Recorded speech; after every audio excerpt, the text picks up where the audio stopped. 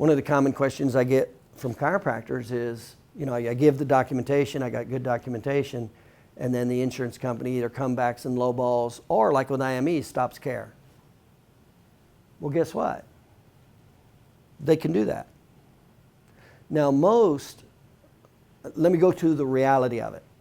Most of the time, for the companies to do lowball offers or stop care through IMEs, they actually are justified. Why are they justified most of the time? Because the chiropractor doesn't have the notes to support the need for care. Overwhelmingly, that's the number one reason right there.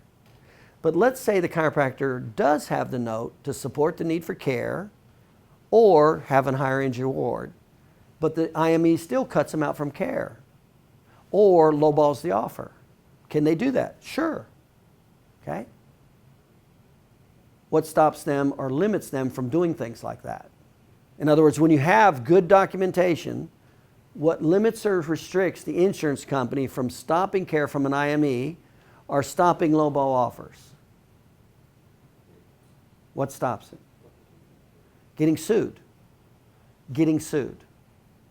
In other words, they will know, especially when you start dealing with a doctor that's given good notes, they will start to know that this doctor has all his notes in order and the attorney's not afraid to sue, and he will sue.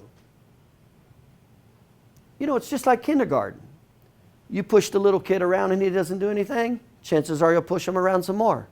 That's what the insurance companies are, just bullies, that's all. It's the same thing, they're just bullies. If they can get away with it, they will, unless they're sued. And then they'll just look. They'll go, well, what's the documentation? That'll matter. They'll go, who's the attorney? That'll matter. Who's the doctor? That'll matter. And eventually you'll get a name of having good documentation and you settle. And I'll tell you, this just happened with one of my clients. He had a case, he did all this documentation, they lowballed him. So the attorney took him to court because he learned all this. They spent $65,000 in court defending the case. They only offered him, I think, $5,000. They spent $65,000 in court to defend the case. Why did they do that? Now, this was the first time this doctor going to court with that attorney. So it was, it was a precedent. So they were trying to suppress a precedent is what they were trying to do. So they lost in court. Now, this was a year ago. Guess what has happened with that insurance company, with my doctor who does this documentation and that attorney who submits it? Guess what's happened with every case that they've submitted?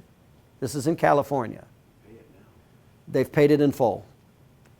They don't even go to court anymore. They just pay it in full.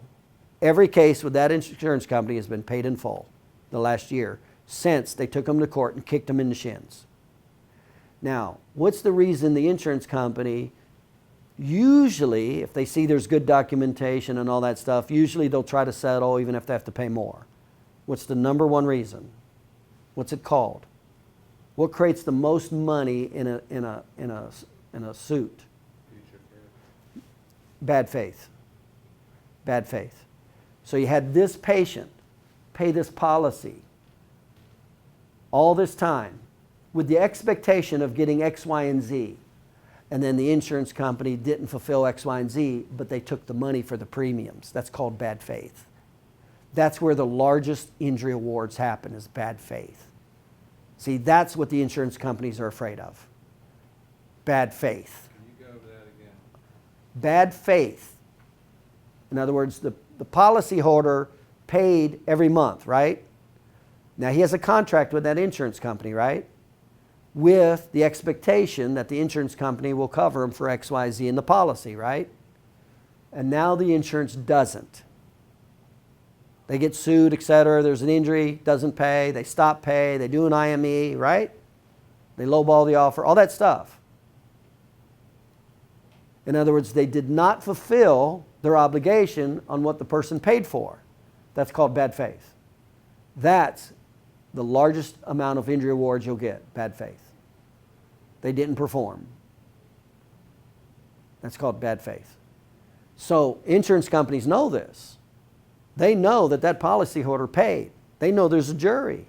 They know there's an expectation of X, Y, Z. Well, guess what happens When now you got all this documentation, you got a doctor who has a record of the documentation, he's got a record of going to court, you got an attorney who has a record of going to court, you have an attorney record of winning. How many insurance companies want to go to court and defend that on bad faith now? And they'll know if you have the documentation or not. They'll know real quick. It starts happening real fast. Bad faith. So the insurance companies can do whatever they want, even though you give them great information. Now, most of them won't. I told you, if you give them, remember, the first problem is usually bad documentation. That's the first problem. But let's say you got great documentation and they still stop IMEs. Can they do that? Sure, they can do that with top-of-the-notch documentation. But now you're borderline bad faith. Now you're borderline getting sued for a lot of money.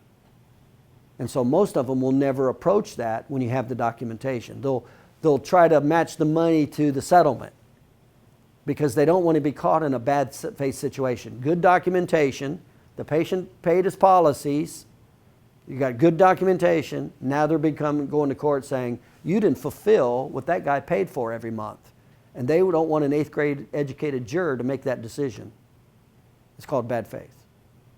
That's what holds them accountable, is the bad faith judgment in court. That's what holds. If it wasn't for that, they would just say, screw you, screw you, screw you. Because most people still have to take out insurance. They don't want to live life without their insurance. And a lot of times they can't because they can't with state law. So they're stuck between a heart. They have to do it.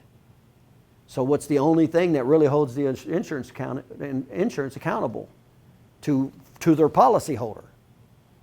Getting sued. And the possibility of losing a bad faith. In other words, this guy paid and you didn't. He did his bargain, but now you didn't do your bargain. That's called bad faith. And that's where there's a lot of money. That's when attorneys win a lot of money in bad faith. So what's the point? Point is they can do anything they want. If you got great documentation, they can just not pay, terminate the care, they can do anything they want. But they don't, and they won't, because of the bad faith issue. But that's not the problem. They can get away with it 9 out of 10 times. Why? Bad documentation. You won't have, the doctors won't have the documentation. And you know that now that you're learning documentation. You now know how bad your documentation was. Well, I like this because Say? we have... Let me finish this thought. Let me just finish this thought. So that's what's so important.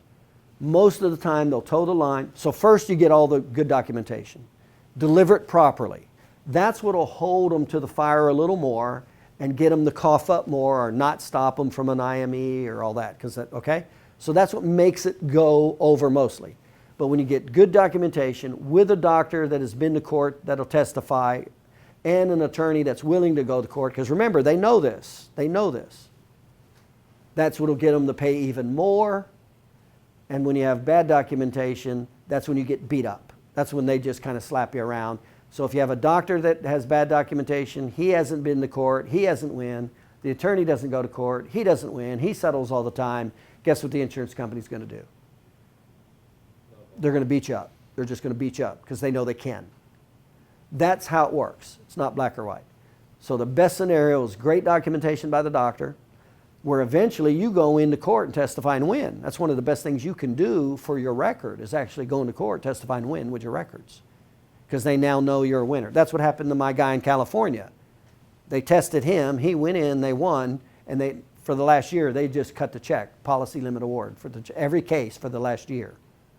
Because they know he will do it, he has the documentation, he has the ability to do it, and his attorney won't settle.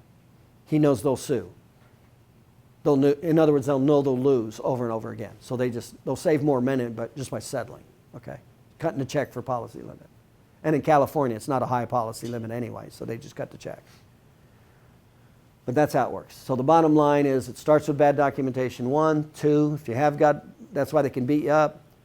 If you have good documentation, they can still beat you up. But now they're borderline bad faith. That's why typically they won't, or they'll throw more money into the pot to settle the whole thing. And that's typically when the cases go to highball offers. That's how it goes to highball offers, from lowball to highball offers. That's what happens. And then if they really play bad and foul, in other words, you got good documentation, good doctor, good attorney, Now you got a bad faith, and now you got a big dollar case going on. Those are rare. Those are rare.